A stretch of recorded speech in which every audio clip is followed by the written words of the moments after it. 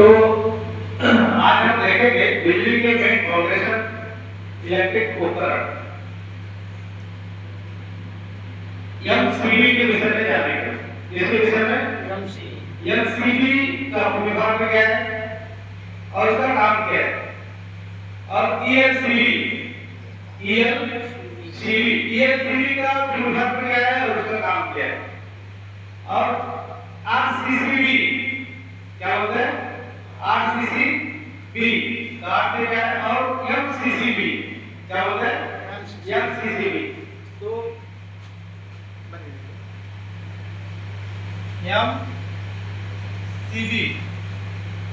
MCB का अर्थ क्या है, miniature circuit breaker.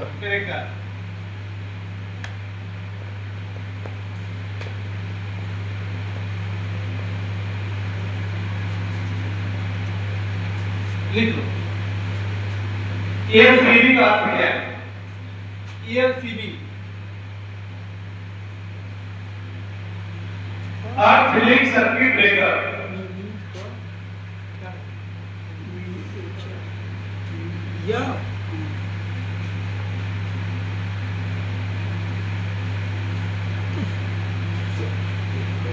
Earth link circuit breaker okay. RCCB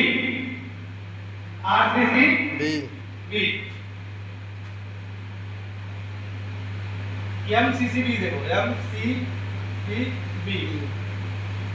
MCCB का अर्थ है moulded circuit breaker, moulded case circuit breaker.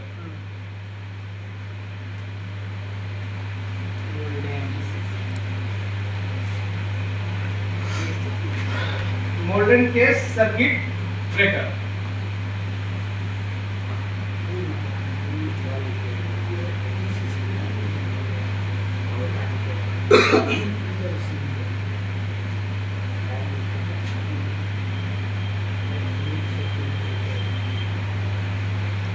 Visual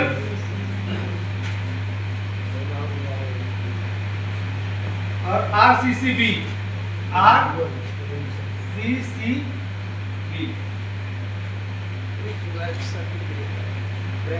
RCCB बताओ।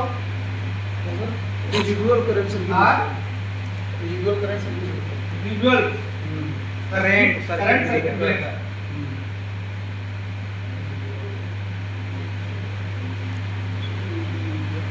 Visual current circuit breaker.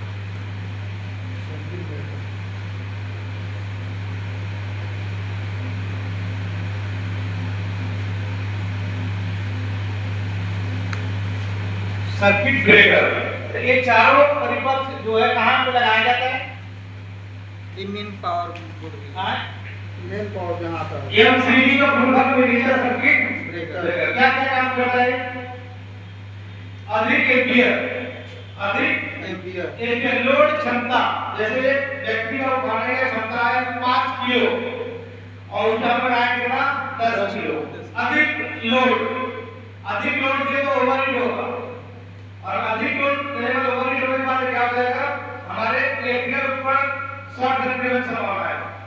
Short circuit होने से पहले हम फिर क्या करेगा, गिर जाएगा, ट्रिप कर जाएगा। क्या करेगा, ट्रिप कर जाएगा। फिर से आप जब ऑन करेंगे तो गिर जाएगा, तुरंत लगेगा। उसको 5 मिनट 1 2 4 10 मिनट रेस्ट लेंगे, फिर थोड़ा सा उसका टेंपरेचर लो होगा, इसके बाद फिर क्या जाएगा, उठाएंगे, ट्रिप करेंगे, फिर उसके बाद चालू रहेगा। फिर अधिक लोड से फिर 5 मिनट फिर गिर जाएगा। तो आप देख रहे हैं कि लोड कहाँ पे है, लोड कहाँ पे है। पहला काम, दूसरा काम ऑन ऑफ का आता है। क्या आता है, किसी भी परिपथ को ऑन और ऑफ करने का, वेरी सिंपल रहेगा। ईएमसीबी अर्थ लिंकेज सर्किट ब्रेकर।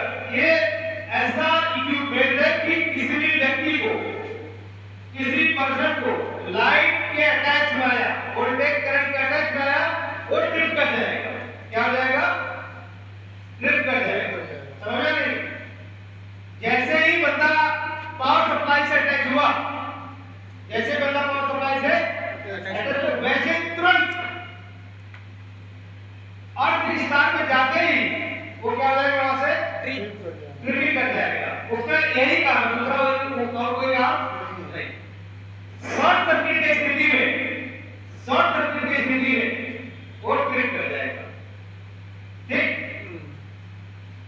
ये थोड़ा महंगा होता है, कोई लगाता है जल्दी घर में काम देहात में, लेकिन बड़े प्रोजेक्ट में आप जाएंगे तो बिना इसके कोई काम नहीं होता। उसमें टेस्ट बटन दिया था, क्या दिया था? टेस्ट। यहाँ पे आप जब देखेंगे तो एक 2 पोल का मामला है, तो दो पोल में एक इस तरीके से है कि फेस इन और फेस आउट। आउट। यहीं पे लिखा रहेगा, एक छोटा बटन होगा यहाँ पे TEST टेस्ट। तो इसका मतलब है कि ऑन करने के बाद आप टेस्ट बटन जब दबाएंगे तो ट्रिप करना चाहिए, तब ये वर्किंग पोजीशन में है।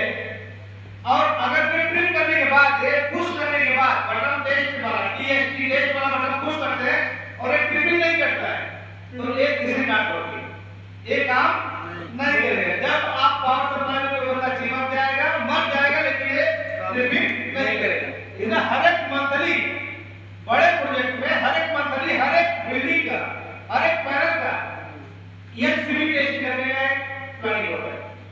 उसे हर एक महीना टेस्ट करते हैं, हर एक वीकली टेस्ट करते हैं, जो काम कर रहा है कि नहीं कर रहा है। अगर ये 4 EMCB लगा हुआ है, 4 में से 2 नहीं काम कर रहा तो वहां पे टिक मार देंगे, 2 काम कर रहा, 2 नहीं काम कर रहा। फिर ये लोग लेके देंगे रेफरेंस में, और रेफरेंस वाला जाके देखेगा तो बिल्डिंग नंबर 3 पे या डिवीजन नंबर 4 में 2 EMCB काम नहीं कर रहा, वो रिप्लेस करेगा, चेंज करेगा। हर एक महीना इसको टेस्ट होता है। क्यों टेस्ट होता है कि कोई बंदा घर में इलेक्ट्रिकल उपकरण इस्तेमाल कर रहा है, घर का होम लाइसेंस, घर की मिक्सी ओवन कुछ भी, तो अभी एक बीच में एक बंदा क्या हुआ कि फ्रिज में बता रहे। फ्रिज में जो थर्मोस्टेट है, थर्मोस्टेट में बर्फ जम गया, बर्फ जमने में थर्मोस्टेट में फेस इन और फेस आउट है। अब वो बंदा जैसे ही पानी लेने गया वो चिपक गया।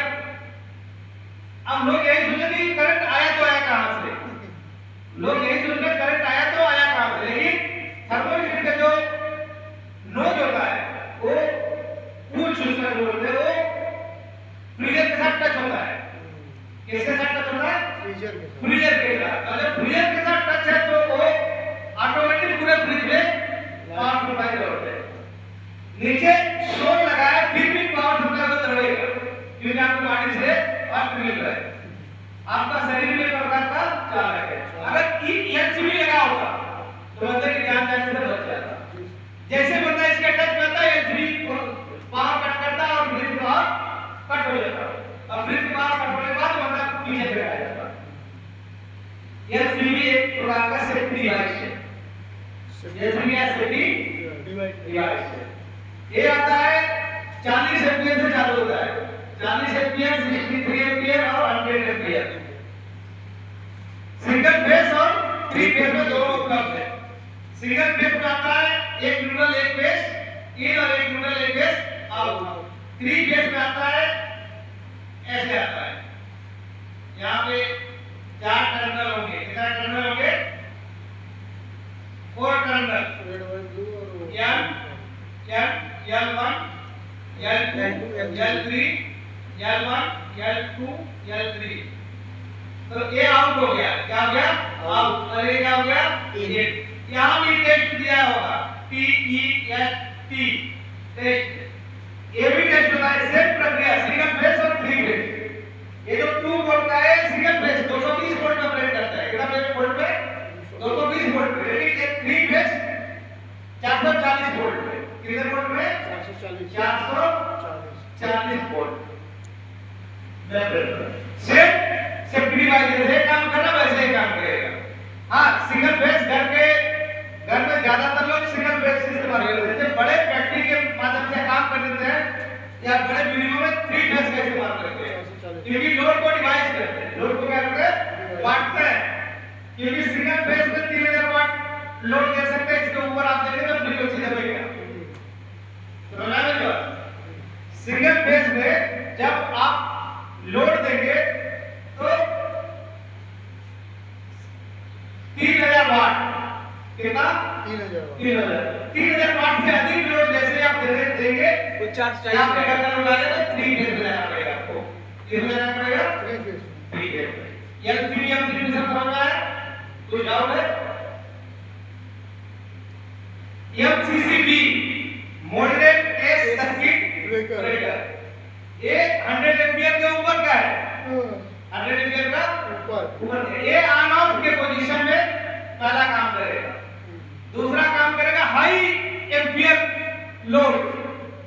हाई एम्पियर लोड, ये छोटे एम्पियर लोड पर ट्रिपिंग है, पर हाई एम्पियर लोड ये ट्रिप करेगा। समझ गए? सेम काम है सर। सेम काम है, सेम काम। Result circuit current circuit breaker RCCB, इसका भी सेम काम है। ये सिंगल पोल में भी आता है, 3 पोल में भी आता है और 4 पोल में भी आता है। सिंगल पोल मतलब फेस इन और फेस आउट। 2 पोल मतलब न्यूट्रल और फेस, न्यूट्रल और फेस मतलब 3 फेस को सिंगल फेस में डिवाइड किया तो न्यूट्रल फेस जाएगा। अधिक एम्पियर के लिए कितना? अधिक एम्पियर के 3 पोल मतलब किसी मोटर जैसे कि कंक्रीट मिक्सिंग मशीन या और बहुत सारा मशीन होता है, जैसे steel bending machine, load display, steel bending machine, उसमें क्या होता है कि लोड होता है तो 3 फेस चाहिए उसको। क्या चाहिए? 3 फेस, न्यूट्रल चाहिए उसको। तो ये 3 phase power supply L1 L2 L3 out करते हैं। 4 पोल में न्यूट्रल फेस तीनों चारों चाहिए। एक न्यूट्रल चाहिए, L1 L2 L3। समझ में आया? समझ में आया? और ये चारों इलेक्ट्रिकल पैनल में ही इस्तेमाल होता है, पैनल से बाहर नहीं। ये चारों LCD, MCB, RCCB, MCCB ये चारों इलेक्ट्रिकल पैनल में इस्तेमाल होता है, न कि स्विच के बॉक्स में। स्विच बॉक्स में नहीं। हाँ, अब MDB को कंट्रोल करने के लिए अगर 3 फेस पावर सप्लाई है तो 3 फेस चेंज ओवर स्विच तो हाई एम्पियर का आता हो। जैसे हम छोटे आप चेंज ओवर का स्विच का कनेक्शन किए ना, छोटे कितना एम्पियर? 16 ampere, 32 ampere. लेकिन जब 3 फेस में आप जाते हैं तो 100 एम्पियर, यहां तक कि 400 एम्पियर का आता है। पीरियडिक लोड है ना, तो 3 फेस में होता है। तो उसमें होता क्या कि आप 2 जनरेटर कनेक्शन दे सकते हैं। क्या कर सकते हैं? 2 जनरेटर या 1 जनरेटर 1 बिजली सप्लाई, 1 जनरेटर या 1 बिजली सप्लाई। ये ऐसे होता है क्योंकि हर एक एमडीबी को कंट्रोल करने के लिए चेंज ओवर चाहिए। क्या चाहिए? Change over. सही बोलो तो बढ़िया सुना।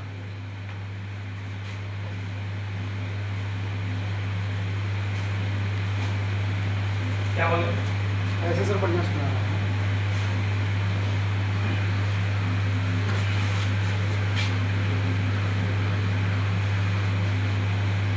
इसे वैसे ही होगा।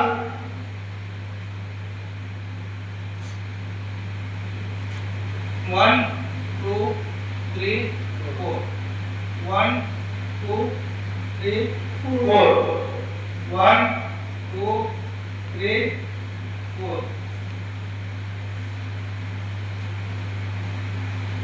Handle change over switch.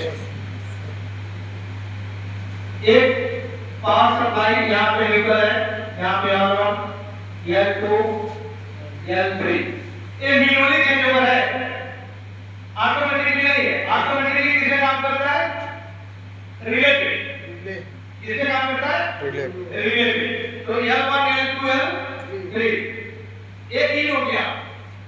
एक पावर सप्लाई क्या है? मेरी पावर सप्लाई और यहाँ पे जनरेटर का पावर सप्लाई दी। क्या दिए? जनरेटर का। यहाँ पे आप जब देते तो यहाँ से कहीं कनेक्ट नहीं होता है, यहाँ से कहीं कनेक्ट नहीं। चेंज ओवर ये आउट है, ये क्या है? आउटपुट। आउट बीच का जो पॉइंट है ये आउटपुट। बीच का पॉइंट क्या है? आउटपुट। क्या?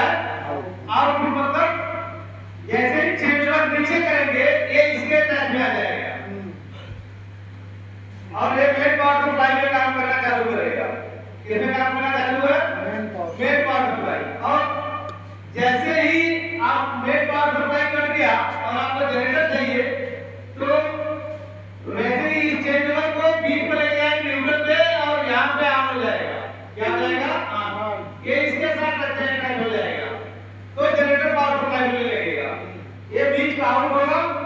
और ये क्या होगा सिंगल फेस के थ्री फेस में अलग डिफरेंट है। सिंगल फेस में आप देखेंगे कि पत्ती सटा हुआ था, लेकिन इसमें पत्ती सटा हुआ नहीं है। ये इसी में लीवर में ही अंदर से अंदर लीवर में ही पिलाते हैं, भूख बताते हैं। अगर वो चाहे वो दिल्ली बनता रहे तो एक चेंज ओवर खरीद ले सिंगल फेस पे, उसे बार-बार कार्ड ढूंढने की खोलने की जरूरत नहीं होगा, रिक्स भी रहता है। लेकिन उसे जानकार नहीं हो, एक चेंज ओवर लगा दे और फटाक से पावर जोड़े, हमेशा लाइन है जनरेटर है बचे वो चेंज करना हो।